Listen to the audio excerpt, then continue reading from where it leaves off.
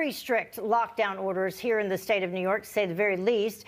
And then on the other hand, head on down to Florida, where Florida Governor Ron DeSantis has opened beaches. He allows indoor dining, and masks are not mandatory in no-risk situations.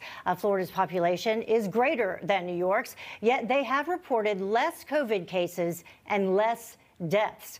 Columnist for the New York Post, Karol Markowicz, wrote a column on this very topic, and it was called Florida Puts New York to Shame in Rational Pandemic Policies, and she joins us now to discuss.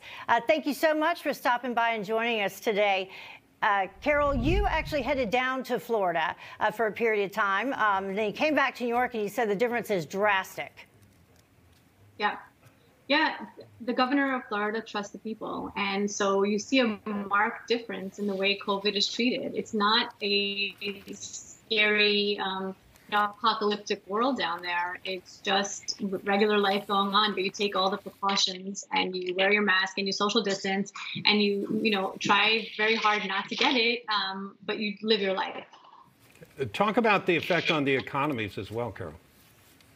Well, I see help wanted signs all the time in Florida where I don't work, and that's a major difference. Just the fact that society goes on, that there's indoor dining, that each staff gets to work, that all the businesses that support restaurants get to stay open, matters, and it shows.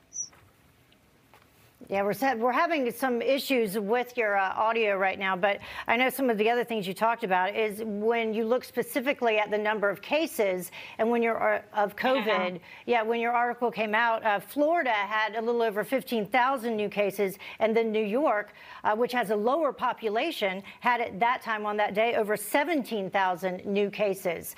So why do you think that is if they're not wearing masks and not doing the lockdowns, but yet we are?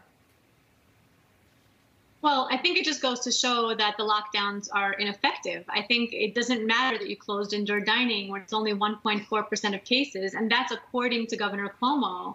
So it's just not working. Lockdowns aren't working, and the sooner the North faces it, the sooner New York faces it, the better.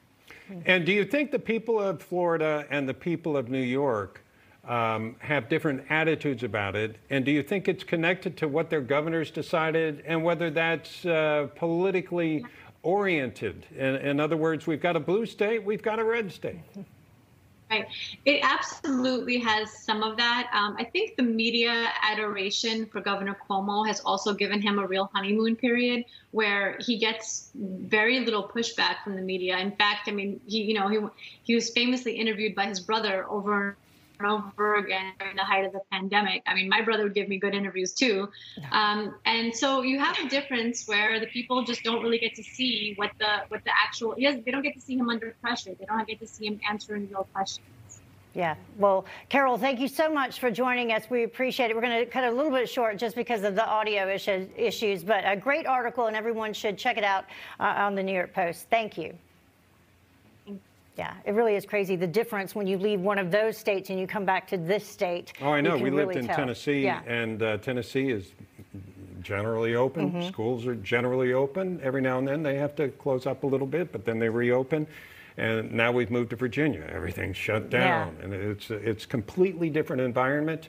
And to me, just as a resident, I'd rather go with the Tennessee model. Yeah. Sorry. Well, you got to trust the people that live in your state. Trust them to do the right thing. Trust them to, know what they need to do in different situations. And that, I think, is the big difference between what's happening in a large portion of this country right now. You just watched Newsmax TV, America's fastest growing cable news channel, now in more than 70 million homes. You can get Newsmax TV on your cable system or check your cable guide. And if your system doesn't carry Newsmax, call them, tell them you want Newsmax TV, because we're real news for real people.